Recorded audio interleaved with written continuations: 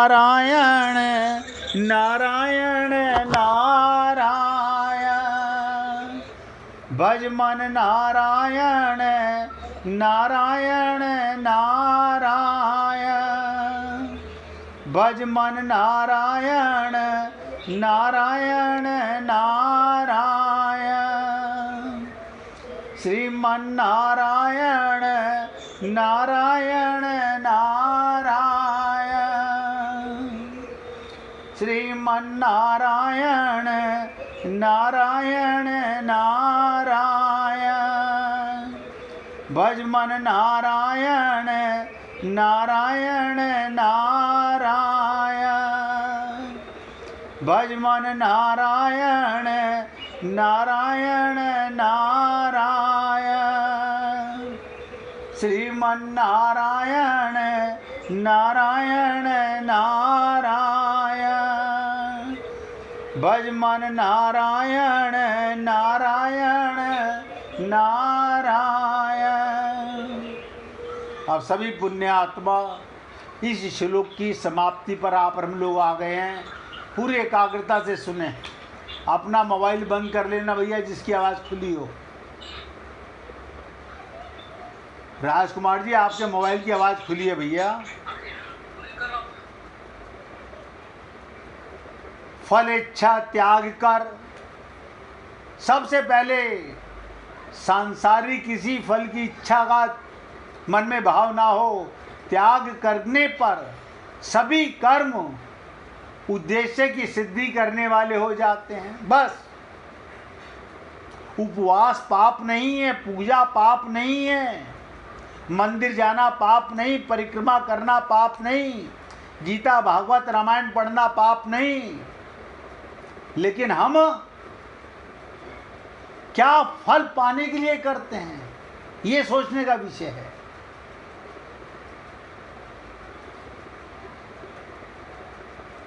ये जो सांसारिक फल, माइक फल, शरीर का सुख मांगने के लिए आप मंदिरों में जाते हो, प्रसाद चढ़ाते हो, सुंदरकांड का पाठ करते हो, अखंड रामायण का पाठ करते हो, आपको पता नहीं चलता,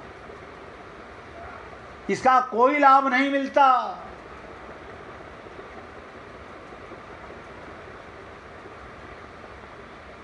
आप सभी कर्म उद्देश्य की सिद्धि भगवान के निमित्त करने वाले हो जाते हो। अतः जड़ता से, ध्यान से सुनो, जड़ता से संबंध विच्छेद। क्या मतलब है इस बात का? जड़ता से संबंध विच्छेद। आपका शरीर से संबंध नहीं है।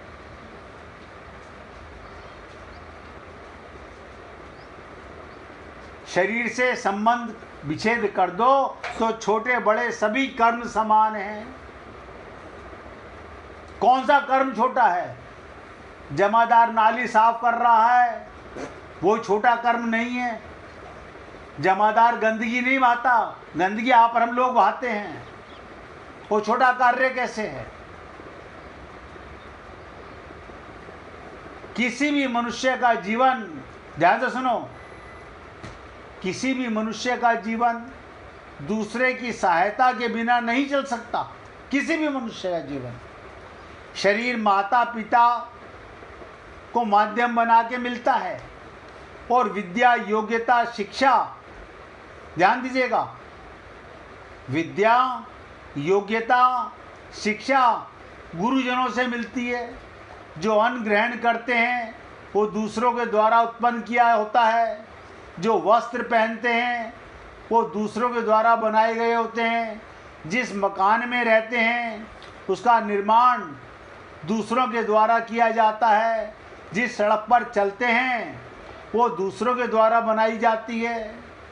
इस प्रकार प्रत्येक मनुष्य का जीवन निर्वाह दूसरे के आश्रित है। आप हम लोग आजकल पता नहीं धर्म के नाम पर कौन सा धर्म अपना रहे हैं। हम लोग आज दिल्ली शहर में 99% फल बेचने वाले मुस्लिम लोग हैं। आप फल खाते हो कि नहीं खाते हो? सोचो लेकिन खोपड़ी के अंदर ये काय का पाप भर गया है। ये हिंदू है, ये मुसलमान है, ये सिख है, ये ईसाई है। अनाज आपके घर में आता है, कपड़ा आप पहनते हो, आपको पता कहाँ से बनते आता है, कौन बनाता है। लेकिन अपने आप को आत्म जागृति में नहीं लाना चाहते। आपका मकान किस मजदूर ने बनाया, किस जाति ने बनाया, आप क्या पता आपको वो ईंटें किसने पकाई थी, किसने भट्टा लगाया था। लेकिन ये गहराई से अगर सोचो तो पता चले। जब बच्चे को जन्म देते हैं अस्पताल में ले जा करके, वो दाई कौन थी, वो नर्स कौन थी, आप उसकी जाति पूछते हो पहले? सोच के देखो इन बातों को।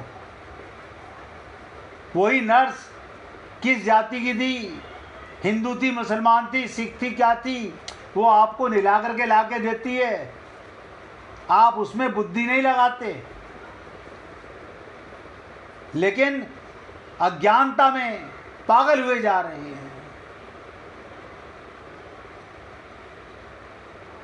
इस प्रकार प्रत्येक मनुष्य का जीवन निर्वाह, देख ध्यान से सुनिएगा, दूसरे के आश्रित है।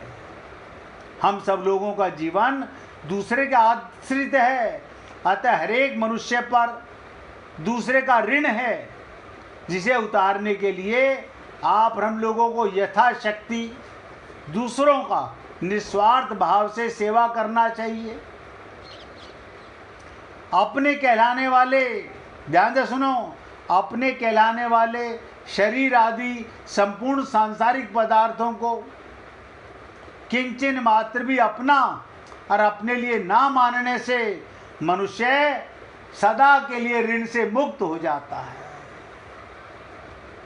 हमारे प्रभु राम के भक्त अनंत मुस्लिम हुए, भगवान श्री कृष्ण के भक्त अनंत मुस्लिम हुए। लेकिन आज पता नहीं कौन सा हम लोगों की खोपड़ी में अज्ञान घुस गया है। अब बहुत ध्यान से सुनिएगा, इस श्लोक की आखिरी बातें बताने जा रहा हूं। यहां आए पदों से सिद्ध होता है कर्म योग। ध्यान से रखो, इस शब्द को नोट करो। कर्म योग मुक्ति का, मोक्ष का, भगवत प्राप्ति का स्वतंत्र साधन है। कुछ मत कीजिए, निस्वार्थ कर्म कीजिए, निष्काम कर्म कीजिए, भगवान मिल जाएंगे। जनकादिक राजाओं ने भी कर्म योग के द्वारा परम सिद्धि प्राप्त की, क्योंकि उन्होंने केवल दूसरों की सेवा के लिए, उनको सुख पहुंचाने के लिए राज्य किया, अपने लिए राज्य नहीं किया। तो इन पदों का तात्पर्य है कि हम लोगों को कर्म योग का ये आदर्श स्थापित करना चाहिए कि कर्म योग का पालन करने से परम सिद्धि की प्राप्ति होती है। केवल कर्म योग का पालन करने से। देखिए, ये मैं इस श्लोक की व्याख्या आपके साथ जो कर रहा हूँ, ये इसीलिए कर रहा हूँ कि जिससे आप और हम लोगों को ये महसूस हो कि आप और हम लोग अज्ञानता में कब तक ऐसे ही भ्रम जंजाल में फंसे रहेंगे। कल आपके साथ 21वें श्लोक की चर्चा करेंगे, 20वें श्लोक की चर्चा, और मैं अपनी तरफ से पूरा प्रयत्न करता हूँ और आप लोग पूछते हो तो मुझे खुशी होती है। अब ध्यान से सुनिएगा, कुछ मिनट में आपके साथ कबीर की वाणी पर चर्चा करूँगा। और जिस किसी भक्त को भजन सुनाना हो तो निकाल के रखना भैया। कबीर की वाणी है, आग है राख नहीं सुनो साधको, आग है राख नहीं। कबीर कोई मीठा भजन नहीं है, कबीर कोई सांत्वना नहीं है, कबीर तुम्हें थपकी देने नहीं आए, कबीर तुम्हें तोड़ने नहीं आए, कबीर तुम्हें जगाने आए हैं। तुमने बहुत पढ़ लिया, बहुत सुन लिया, बहुत माला फेर ली, माथा टेक लिया, मंदिर मस्जिद घूम लिए, लेकिन खुद के भीतर झांकने की हिम्मत नहीं की। और कबीर गरजते हैं, क्या कहते हैं? पोथी पढ़ी पढ़ी जगमुआ, पंडित भया न कोय। और एक संत कहते हैं, ये शब्द नहीं, ये हथौड़ा है कबीर का, तुम्हारे उद्धार के ज्ञान पर चोट कर रहे हैं। जब मैं था तब हरि नहीं, कबीर का ये वचन सुनो और कांप जाओ। जब मैं था तब हरि नहीं, और जब मैं था तब हरि नहीं, अब हरि हैं तो मैं नहीं। जब तक आपकी और हमारी बुद्धि में मैं बैठा रहता है, तब तक भगवान नजर नहीं आते। मैं के मिटते ही भगवान का साक्षात्कार होता है। कहा ना, जब मैं था तब हरि नहीं, अब हरि हैं मैं नहीं। जब तक मैं बैठा है सिंहासन पर, तब तक परमात्मा बाहर खड़ा है। तुम रोज प्रार्थना करते हो, लेकिन मैं को बचाकर। तुम ध्यान करते हो अहंकार को सजाकर। और कबीर कहते हैं, या तो तू रहेगा या वो रहेगा, दोनों साथ नहीं रह सकते। इसलिए संत महात्मा कहते हैं, अहंकार हटाओ और देखो, जिसे तुम खोज रहे थे ये तुम्हारी सांसों में बैठा हुआ है। मंदिर मस्जिद छोड़ो, भीतर उतर जाओ। कबीर कहते हैं, मोह को कहा ढूंढे रे बंदे, मैं तो तेरे पास में। तुम काशी गए, काबा गए, तीर्थ कराए, लेकिन अपने भीतर की यात्रा नहीं की। संत कहते हैं, कबीर की वाणी तुम्हें बाहर से भीतर मोड़ने की क्रांति है। जिस दिन तुम आंख बंद कर सच्चाई से बैठ जाओगे, उस दिन तुम्हें पता चलेगा, जिसे खोज रहे थे वही खोज रहा था। इसलिए हे साधको, कांपने दो भीतर को। कबीर फूल नहीं, कबीर तलवार है। जो पास आएगा कटेगा, जो कटेगा वही मुक्त होगा। संत कहते हैं, कबीर को पढ़ना मत, कबीर को जीना सीखो। क्योंकि कबीर वाणी शास्त्र नहीं, शस्त्र है। आज अगर हमारे रोंगटे खड़े नहीं हुए तो अभी तुम सुन नहीं रहे हो। जिस दिन सच में सुनोगे, तुम्हारी नींद टूट जाएगी। और याद रखना, कबीर तुम्हें नया नहीं बनाते, वो तुम्हें शून्य बना देते हैं। कहते हैं ना, अनहद में विश्राम, शून्य ही परम है। अंतिम रिक्वेस्ट, अगर ये शब्द आपके हृदय में एक छोटा सा कदम और बढ़ा दें कि आप संत महात्माओं की सुनी हुई बातों को गहराई के साथ चिंतन करें, मनन करें, तो भगवत प्राप्ति किसी को दूर नहीं करती। भगवत प्राप्ति सदा से सबको है, लेकिन ये मन हमारा उलझा हुआ है। अब लगे हाथ एक भगवान की वृंदावन की छोटी सी लीला और सुन लीजिएगा। फूल डोल बाबा वृंदावन के एक विरक्त संत थे। फूल डोल, क्या बताओ, उनका कोई घर नहीं था। ध्यान से सुनिएगा, कोई संपत्ति नहीं थी। वो केवल यमुना किनारे या किसी वृक्ष के नीचे बैठकर निरंतर राधे राधे रटते रहते थे। उनकी भक्ति ऐसी थी, वो बाहरी जगत से पूरी तरह कट चुके थे। कड़कड़ाती ठंड और भक्त की परीक्षा, पौष माह का महीना, वृंदावन में हाड़ कपाने वाली ठंड पड़ रही थी। यमुना से उठती बर्फीली हवाएं शरीर को चीर रही थी, लेकिन वो बाबा के पास तट ढकने के लिए एक फटी सूती चदरिया थी। वो थर थर काँप रहे थे, लेकिन उनकी जीवा पर नाम का जाप थमा नहीं था। कांपते कांपते भी राधे के नाम का उच्चारण चल रहा था। तभी मध्य रात्रि में एक छोटा सा बालक वहाँ आया। उसके हाथ में एक सुंदर भारी और गर्म काली कमली कंबल थी। बालक ने बाबा के पास आकर चुपचाप वो कंबल उसके कंधे पर डाल दिया। बाबा ने आधी खुली आंखों से देखा। बालक की मुस्कान बड़ी मनमोहन थी। बालक ने पूछा, बाबा ठंड मिची? कुछ ठंड में फर्क पड़ा? तो बाबा ने पूछा, लाला तू पहले बता कौन है, ये कीमती कंबल मुझे क्यों दे रहा है? बालक ने हंसकर कहा, बाबा मुझे तुम्हारी ठंड देखी नहीं गई, इसे ओढ़ लो, ये तुम्हारा ही है। इतना कहकर वो बालक अंधेरे में ओझल हो गया। बालक तो अंधेरे में ओझल हो गया। अगली सुबह जब बांके बिहारी मंदिर के पट खुले तो पुजारी दंग रह गए। ठाकुर जी के विग्रह पर बेशकीमती शाही कंबल रात को उड़ाया गया था, वो गायब था। मंदिर के गर्भगृह का ताला बंद था, पहरा सख्त था, फिर कंबल कहाँ गया? चोरी की खबर पूरे वृंदावन में फैल गई। राज पुरोहित और सिपाही चोर को तलाशने निकले। ढूंढते ढूंढते सिपाही यमुना किनारे पहुंचे।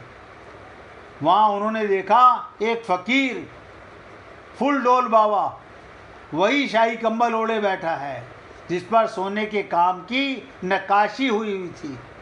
सिपाहियों ने तुरंत बाबा को पकड़ा और कहा, अरे पाखंडी, तूने ठाकुर जी का कंबल चुराया। अब बाबा निर्दोष थे। उन्होंने कहा, मुझे तो एक छोटा सा बालक देकर गया था। जब बाबा को खींचकर मंदिर लाया गया और उनके कंधे से कंबल हटाया गया तो एक और चमत्कार हुआ। जैसे ही कंबल हटा, बाबा के शरीर से वैसे ही इत्र की खुशबू आने लगी, और केवल बांके बिहारी के विग्रह से जो आती थी। सबसे बड़ी बात, ठाकुर जी के विग्रह की पीठ पर पसीने की बूंदें चमक रही थी। अगर आपको निष्कर्ष क्या था, भगवान का भाव क्या था, पुजारी समझ गया। ठाकुर जी स्वयं रात में मंदिर से निकलकर अपने भक्त को ठंड से बचाने गए। ठाकुर जी को पसीना इसलिए आ रहा था क्योंकि वो अपने भक्त के कष्ट को देखकर व्याकुल हो गए थे। पुजारियों ने बाबा के चरण पकड़ लिए। तो आप हम लोगों को सीख क्या देती है लीला भगवान की? भगवान को 56 भोग, सोने के महल नहीं चाहिए, वो तो केवल भाव के भूखे हैं। यदि भक्त का प्रेम सच्चा है तो भगवान स्वयं चलकर आते हैं, चाहे वो यमराज से लड़ना हो या ठंड में कंबल उड़ाना हो। भक्त के बस में है भगवान। भक्ति बिना ये कुछ ही नहीं, भक्ति इनकी शान है। हे पुण्य आत्माओं, आज अपने शब्दों को विराम दे रहा हूँ। कौन भक्त सुनाना चाह रहा था भजन? भाई जी सुनाना चाहती हैं, सुनाइए, सुनाइए भाई जी।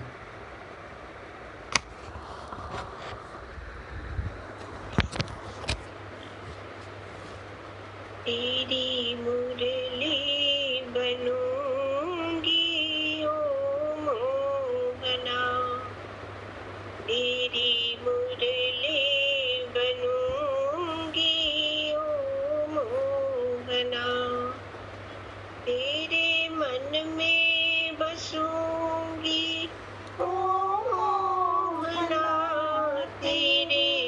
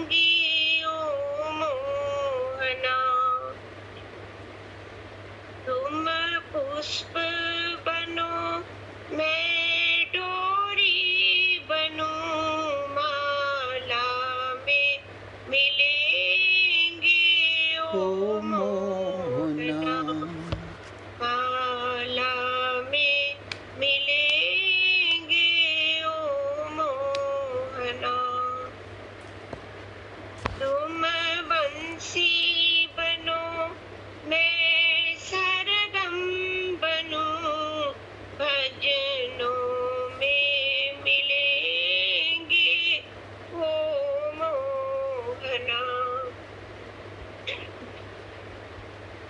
तेरी मुरली बनूंगी ओ मोहना। तुम बारिश बनो, मैं बिजुली बनूं, सावन में मिलेंगे ओ मोहना।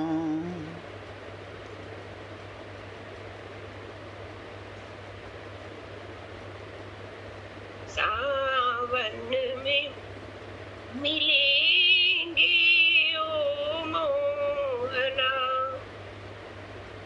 तुम कान्हा बनो, मैं राधा बनूं, तुम कान्हा बनो, मैं राधा बनूं, मधुबन में मिलेंगे ओ मोहना।